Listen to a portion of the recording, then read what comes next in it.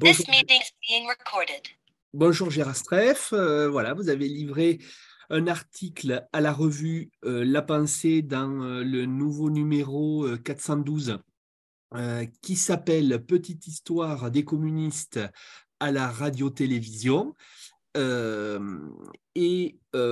Cet article revient sur quand même plusieurs décennies d'histoire. Avant même la création de la télé, la place des communistes à la radio fait l'objet d'oppositions politiques. Est-ce que vous pouvez revenir rapidement sur cette première période? Oui, en effet. D'abord, bonjour, cher responsable de la revue. Bonjour, bonjour. La place des communistes fait l'objet de conflits de manière récurrente.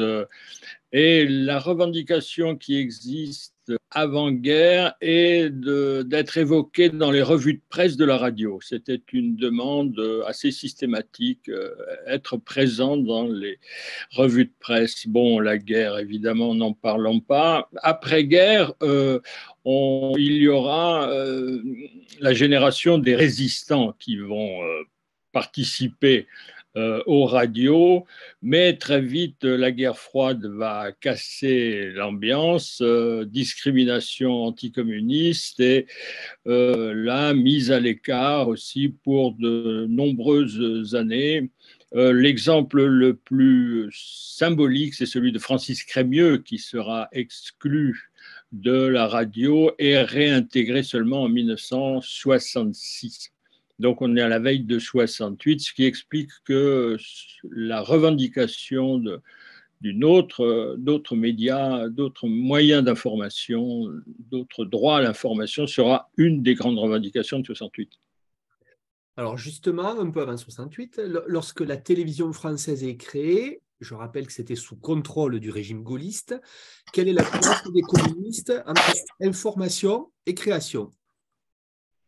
Alors, on dit que De Gaulle a mesuré l'importance de la télévision lors de la présidentielle de 1965. Jusque-là, il était un peu dubitatif. Donc, les gaullistes vont avoir la haute main sur l'information et, on va dire, le monopole quasi exclusif de l'information.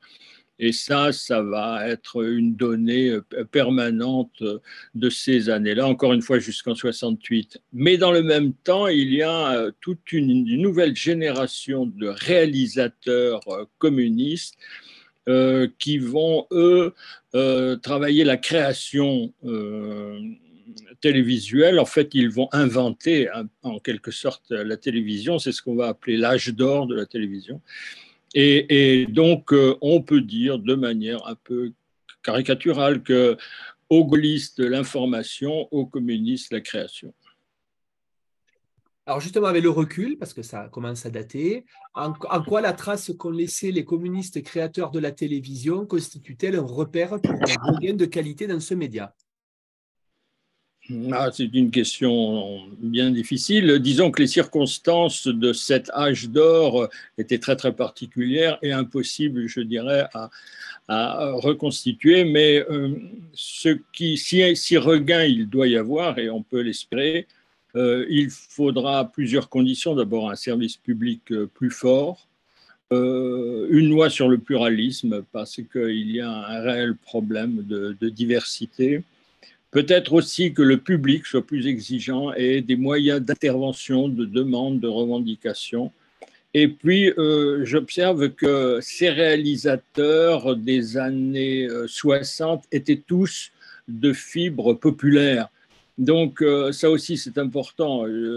On pourrait d'ailleurs disserter sur le cinéma et la nouvelle vague qui était plutôt fils à papa et les réalisateurs communistes à la télévision qui étaient plutôt fibres populaires. Donc là aussi, on va dire l'origine sociale des créateurs est importante. Merci Gérard. On retrouve le détail de votre analyse dans le numéro 412 de La Pensée. On rappelle qu'on peut se le procurer en version imprimée auprès de la Fondation Gabriel Péri et pour la disponibilité à l'article en version numérique sur la plateforme Cairn. À bientôt. Merci Stéphane, à bientôt.